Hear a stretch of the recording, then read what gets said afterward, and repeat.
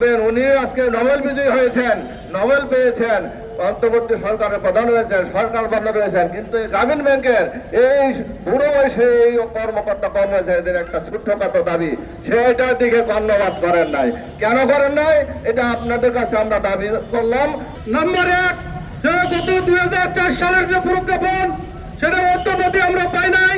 চিকিৎসা ভাতা, মেডিকেল ভাতা এবং বোনাস, এটা অবিলম্বে আমাদেরকে দিতে হবে এবং সেটা এই রোজার ঈদ থেকে আমরা চাই। আর দ্বিতীয়ত, যে আমরা এতদিন থেকে কেন পাইনি সে বিষয়ে আমরা বর্তমান যে প্রধানমন্ত্রী আছে তার কাছে আমরা সুবিচার কামনা করছি। আমরা আসলে রাজপথের সৈনিক নই, আমরা কোনো রাজনৈতিক নেতৃবৃন্দ নই, তারপরেও আমরা আজকে এই রাজপথে দাঁড়াতে বাধ্য করেছে একমাত্র ডক্টর মোহাম্মদ ইউনূস।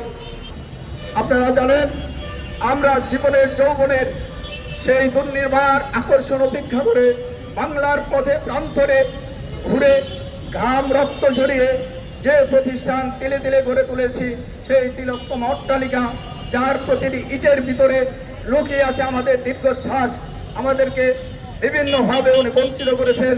তাই জাতির কাছে আপনারা সাংবাদিক ভাইরা, আপনার জাতির বিবেক, আপনাদের মাধ্যমে আমরা মাননীয় প্রধানমন্ত্রী জনাব মোহাম্মদ তারেক রহমানের কাছে এই বিষয়টা উপস্থাপন করার জন্য অনুরোধ করছি।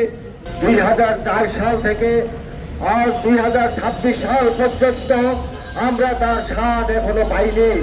আমাদেরকে বঞ্চিত করা হয়েছে। কেন করা হয়েছে তার জবাবও আমরা পাইনি। আমরা এই রাজপথে দাঁড়িয়ে আমরা এই জনতার সামনে আমরা বিচার দাবি করে গেলাম। কেন পাইনি, কখন পাবো, না পাইলে আমরা বৃহত্তর আন্দোলন গড়ে তুলব ইনশাল্লাহ।